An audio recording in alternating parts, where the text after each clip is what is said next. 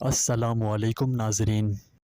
حضرت ابو مسعود غفاری رضی اللہ عنہ سے روایت ہے کہ میں نے رسالت مآب صلی اللہ علیہ وسلم سے رمضان کے چاند نظر آنے پر یہ ارشاد فرماتے ہوئے سنا کہ اگر لوگوں کو یہ معلوم ہو جائے کہ رمضان المبارک کی کیا حقیقت ہے تو میری امت یہ تمنا کرے کہ سارا سال رمضان ہی ہو جائے۔ رمضان المبارک کی آمد ہے، جو اس مہینے کی قدر کرے یعنی اللہ کو راضی کرنے کے لیے تن من دھن لگائے تو اللہ تعالیٰ اس کی زندگی بدل دیتا ہے۔ یہ تمام مہینوں کا سردار ہے۔ اس مقدس مہینے کی احادیث میں بڑی فضیلت وارد ہوئی ہے۔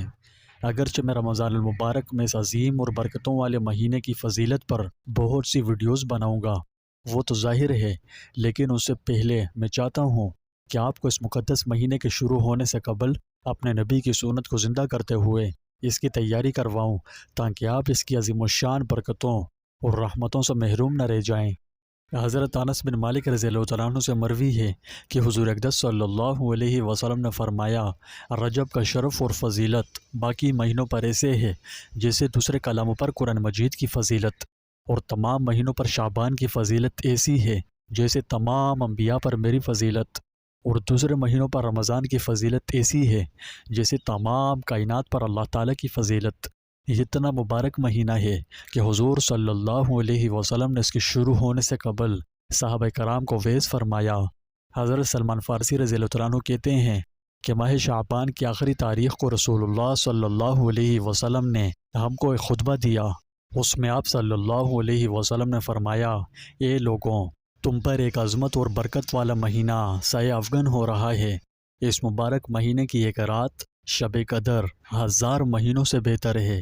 اس مہینے کے روزے اللہ تعالیٰ نے فرض کیے ہیں، اور اس کی راتوں میں بارگاہ خداوندی میں کھڑے ہونے یعنی نماز تراویح پڑھنے کو نفل عبادت مقرر کیا ہے، جس کا بہت بڑا ثواب رکھا ہے۔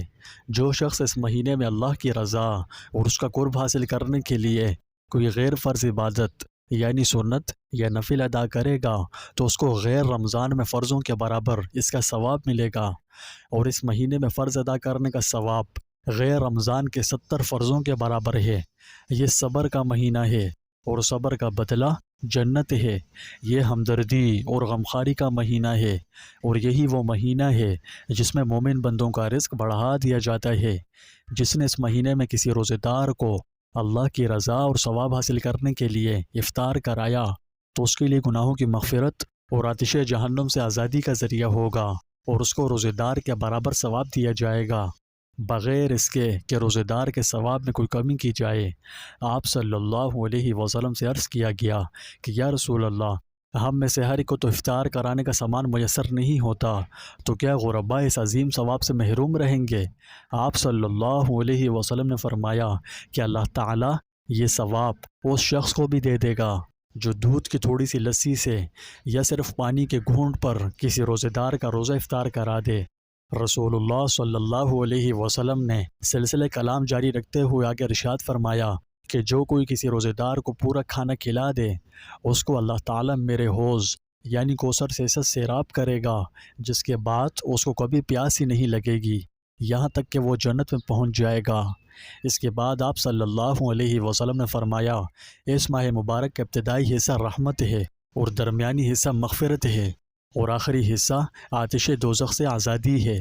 اس کے بعد آپ صلی اللہ علیہ وسلم نے فرمایا، جو آدمی اس مہینے میں اپنے غلام و خادم کے کام میں تخفیف اور کمی کر دے، اللہ تعالیٰ اس کی مغفرت فرما دے گا اور اس کو دوزخ سے رہائی اور آزادی دے دے گا۔ اس خطبہ نبوی صلی اللہ علیہ وسلم کا مطلب و مدعا واضح ہے، تاہم اس کے چند اجزاء کی مزید وضاحت کے لیے کچھ عرض کیا جاتا ہے۔ اس خطبے میں ماہ رمضان کی سب سے بڑی اور پہلی عظمت کی فضیلت یہ بیان کی گئی ہے کہ اس میں ایک ایسی رات ہوتی ہے جو 1000 دنوں اور راتوں سے نہیں بلکہ 1000 مہینوں سے بہتر ہے۔ یہ بات جیسے کہ معلوم ہے اور قرآن مجید کی سورہ قدر میں بھی فرمائی گئی ہے، بلکہ اس پوری صورت میں اسی مبارک رات کی عظمت اور فضیلت ہی کا بیان ہے، اور اس رات کی عظمت و اہمیت سمجھنے کے لیے بس یہی کافی ہے۔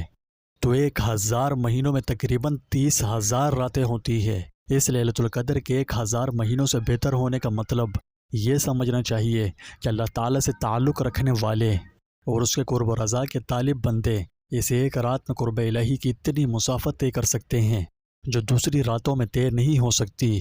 ہم جس طرح اپنی اس مادی دنیا میں دیکھتے ہیں کہ تیز رفتار ہوائی جہاز یا راکٹ کے ذریعے اب ایک دن بلکہ 1 گھنٹے میں اس سے زیادہ مسافت طے کی جا سکتی ہے جتنی پرانے زمانے میں سینکڑوں برس میں طے ہوا کرتی تھی، اسی طرح حصول رضائے خداوندی اور قرب الہی کے سفر کی رفتار لیلۃ القدر میں اتنی تیز کر دی جاتی ہے کہ جو بات صادق طالب علموں کو سینکڑوں مہینوں میں حاصل نہیں ہو سکتی وہ اس مبارک رات میں حاصل ہو جاتی ہے۔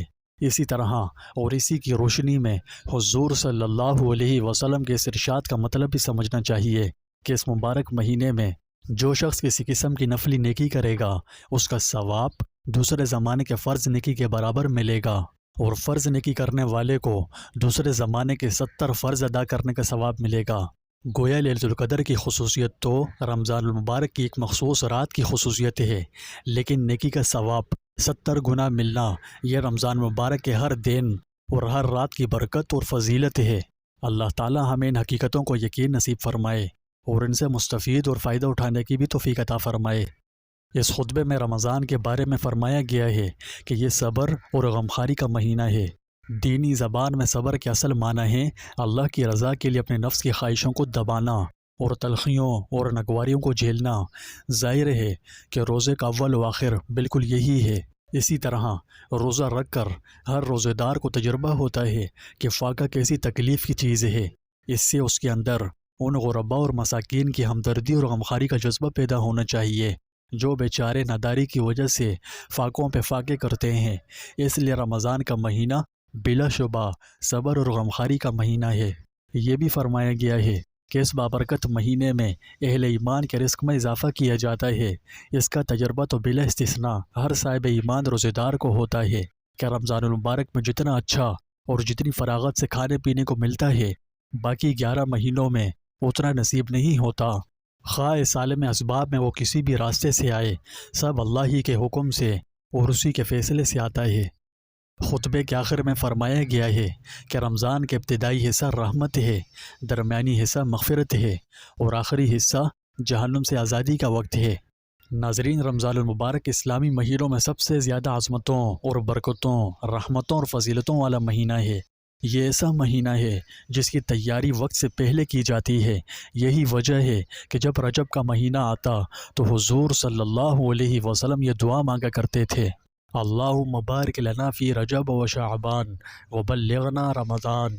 اے اللہ، ہمارے لیے رجب اور شعبان کے مہینے میں برکت عطا فرما اور ہمیں رمضان کے مہینے تک پہنچا دیجئے، یعنی ہماری عمر اتنی دراز کر دیجئے کہ ہمیں رمضان کا مہینہ نصیب ہو جائے۔ آپ غور فرمائیں کہ رمضان المبارک آنے سے 2 ماہ پہلے ہی رمضان کا انتظار اور اشتیاق ہو رہا ہے اور اس کے حاصل کی دعا کی جا رہی ہے۔ سبحان اللہ، آج کے گئے گزرے زمانے میں اس کام کی توفیق اسی کو میسر آ سکتی ہے جس کے دل میں رمضان کی صحیح قدر و قیمت ہو، اور لازماً ہونی بھی چاہیے کہ یہ عظیم الشان انعامات و برکات اور رحمت بھرا مہینہ سال میں صرف ایک دفعہ آتا ہے۔ یہ بڑا مقدس مہینہ ہے، ہمیں اس کی خوب قدر اور تعظیم کرنی چاہیے۔ ہم سے رمضان المبارک کی کسی بھی طرح بے حرمتی نہ ہونے پائے۔ بس اوقات نمازی اور روزے دار لوگ بھی ماہ رمضان کی بے حرمتی کر کے خدا تعالیٰ کے غضب کا شکار ہو جاتے ہیں، تو بدعمالیوں سے بچیں اور بچتے رہیں۔ اللہ سبحانہ و تعالیٰ نے یہ مبارک مہینہ اس لیے عطا فرمایا ہے کہ 11 مہینے تو انسان دنیا کے مشاغل میں لگا رہتا ہے، اسی کے خیالوں میں مگن رہتا ہے، جس کی وجہ سے دلوں میں غفلت پیدا ہو جاتی ہے۔ اسی کے ساتھ روحانیت اور اللہ کے قرب میں کمی واقع ہو جاتی ہے۔ تو رمضان المبارک میں آدمی اللہ کی عبادت کر کے اس کمی کو دور کر سکتا ہے اور دلوں کی غفلت اور زنگ کو ختم کر کے اللہ کے قرب حاصل کر سکتا ہے، اور اس کے نتیجے میں زندگی کا ایک نیا دور شروع کر سکتا ہے۔ جس طرح کسی مشین کو کچھ عرصہ استعمال کرنے کے بعد اس کی سروس اور صفائی کرانی پڑتی ہے، اسی طرح اللہ تعالیٰ نے انسان کی صفائی اور سروس کے لیے یہ مبارک مہینہ مقرر فرمایا۔ تو ناظرین، ماہ شعبان رمضان کی تیاری کا مہینہ ہے۔ شعبان میں اگر ہم کسی کبیرہ گناہ میں مبتلا ہیں تو رمضان سے پہلے توبہ کر لیں اور گناہوں کو چھوڑ دیں تاکہ رمضان آنے تک گناہ ہم سے چھوٹ جائیں۔ اگر کسی سے جھگڑا ہو تو صلح کر لیں، کسی کا حق مارا ہوا ہے تو اسے اس کا حق دے دیں اور معافی مانگیں۔ اب یہ تو آپ کو اور مجھے معلوم ہوگا کہ ہم کن گناہوں میں ہیں، اس لیے ہمیں چاہیے کہ اس مبارک مہینے سے پہلے ہی تمام گناہوں سے توبہ کر لیں تاکہ رمضان المبارک کے عظیم الشان برکتوں سے محروم نہ رہ جائیں۔ جو خدا نخواستہ اس مبارک مہینے میں اللہ کی خصوصی خیر و برکتوں اور رحمتوں سے محروم رہ گیا تو معذرت کے ساتھ اس کی بہت بڑی بدنصیبی اور بدبختی ہے۔ اللہ ہم اس مہینے کی قدر کرنے اور اس کی اہمیت کو سمجھ کر اس میں عبادات میں مجاہدہ کرنے کا جذبہ عطا فرمائے۔